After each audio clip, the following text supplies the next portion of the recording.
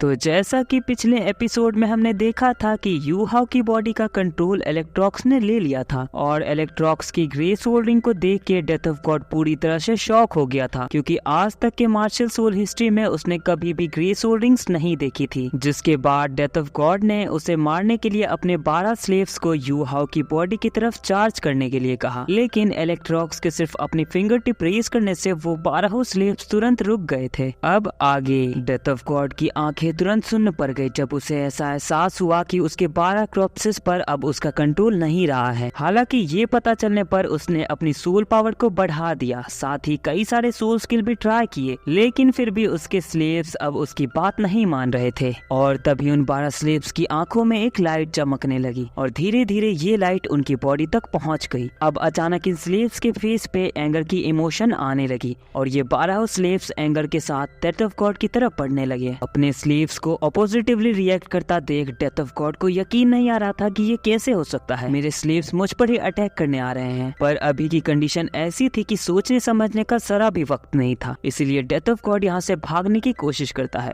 लेकिन तभी यू हाओ की आंखों से एक पर्पल कलर की लाइट शूट निकलती है जो कि सीधा डेथ ऑफ गॉड को जा लगती है। और इस मोमेंट पर डेथ ऑफ गॉड को ऐसा फील होने लगता है कि मानो जैसे कई सारे हैमर का बोझ डेथ ऑफ गॉड के सिर पे एक ही बार आके गिर गया हो। यू हाओ की स्पिरिचुअल शॉक की वजह से डेथ ऑफ गॉड यहीं एक स्टैचू की तरह पोज हो गया और डेथ ऑफ गॉड के 12 स्लेव्स एलेक्ट्रॉक्स की कमांड पर अपनी सोल पावर को रिफाइन करने लगे, जो कि आधे घंटे का समय लेती है। और धीरे धीरे ये स्लेव्स अपनी इमोशंस और कॉन्शियसनेस को वापस पाने लगते हैं। और अब जब इन स्लेव्स को ये समझ आ गया था कि डेथ ऑफ गॉड ने जबरदस्ती उनके सोल को अपना स्लेव बना के रखा था, तो ये स्लेव्स डेथ ऑफ गॉड को यूं ही जाने तो नहीं देंगे, इसलिए ये सारे स्लेव डेथ ऑफ गॉड की तरफ अटैक करने के लिए बढ़ते हैं। तभी यू हाओ के माउथ से एलेक्ट्रॉक्स की आवाज गूंजती है कि एक ट्रू नेक्रोमेंसर स्पिरिट को प्यूरिफाई करता है, ना कि उनकी बॉडी को कंट्रोल करता है। इसलिए चाहे तुम जैसे ब्लैक मैजिशियन कितने भी पावरफुल हो जाएं, लेकिन सोल कंट्रोल के रियल मिस्ट्री को नहीं जान पाएंगे। और अब एलेक्ट्रॉक्स उन सभी स्लेव्स से कहता है कि अगर वो लोग डेथ ऑफ गॉड को मारेंगे तो इससे इन स्लेव्स को एक अपॉर्चुनिटी मिलेगी अपने रिवेंज को पूरा करने के लिए, साथ ही इससे उनके सोल भी खुद ब खुद प्यूरिफाई हो जाएंगे। अब इतनी बड़ी अपॉर्चुनिटी को ये स्लेव्स कैसे छोड़ सकते हैं, इसलिए ये सारे स्लेव्स मिलकर डेथ ऑफ गॉड को खत्म कर देते हैं। और ऐसा कहा भी जाता है कि जो लोग खुद आग से खेलते हैं वो भी एक ना एक दिन उसी आग में जल के मर जाते हैं। डेथ ऑफ गॉड के खत्म होते ही ये 12 स्लेव जमीन पर गिर जाते हैं और उनके जो एविल फेसेस हैं वो भी ह्यूमन फेस में बदल जाते हैं। और जैसे ही उनकी सोल प्यूरिफाई होती है तो सिर्फ पलक झपकते ही सारे स्लेव्स गायब हो जाते हैं। और अब एलेक्ट्रॉक्स का भी काम खत्म हो गया था, इसलिए वो भी यू हाओ, बिंगजी और ब्रदर टियान को अलविदा करके जाने लगता है। लेकिन जाने से पहले वो उन्हें ये भी समझाता है कि अपनी पावर का यूज अच्छे कामों के लिए करो, ना कि एविल वर्क्स के लिए। और जाते जाते एलेक्ट्रॉक्स यू हाओ को ये भी वादा करता है कि जब यू हाओ के मन में रिवेंज का थॉट खत्म हो जाएगा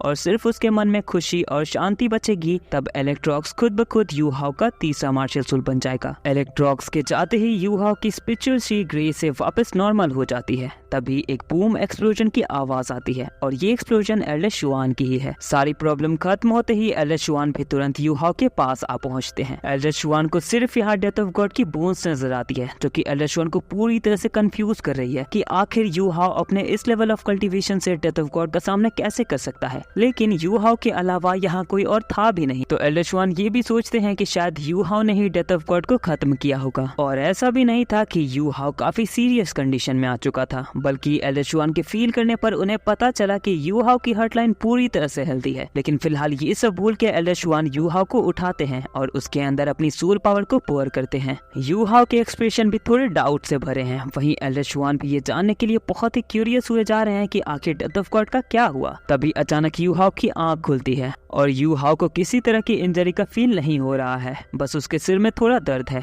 यू हाओ के आंख खोलते ही एल्डर शुआन तुरंत यू हाओ से उस डेथ ऑफ गॉड के बारे में पूछते हैं कि यू हाओ उस डेथ ऑफ गॉड का क्या हुआ। ये सवाल सुनते ही यू हाओ ब्लैंक हो जाता है, लेकिन फिर अपने आप को काम करता है। तब जाके धीरे धीरे उसके माइंड में वो इमेज मूव करने लगती है जो भी अभी यहाँ हुआ है। हालांकि एलेक्ट्रॉक्स ने जो भी किया था उसने यू हाओ के माइंड में उसकी इम्प्रिंट छोड़ दी है, जिससे यू हाओ क्लियरली समझ गया कि जब वो अनकॉन्शियस अनकॉन्शियस था तब यहाँ क्या क्या हुआ और जो भी ट्रेजेडी अभी यहाँ हुई है उससे बिंग वी और ब्रदर टियान दोनों ही बहुत ही गहरे शॉक में हैं। अब यू हाओ एल्डर शुआन को बताता है कि मुझे भी नहीं पता कि डेथ ऑफ गॉड कैसे खत्म हुआ, मुझे बस इतना याद है कि डेथ ऑफ गॉड ने अपने स्लेव्स को ये ऑर्डर दिया था कि मेरा यूज वो होस्टेज के तौर पे करेगा और यहाँ से भाग जाएगा, पर तब मैंने अपनी स्पिरिचुअल शॉक का अटैक डेथ ऑफ गॉड के ऊपर किया था जिससे वो एक जगह पे स्टक हो गया और उसके नाक और मुंह से ब्लीडिंग होने लगी, जिसके बाद मेरा सिर भी भारी होने लगा और मैं जमीन पे गिर गया। लेकिन तब मैंने देखा कि डेथ ऑफ गॉड का कंट्रोल उसके स्लेव्स के ऊपर से खत्म हो गया। फिर उसी के स्लेव्स ने डेथ ऑफ गॉड को मार दिया, जिसके बाद वो लोग भी खुद ब खुद गायब हो गए।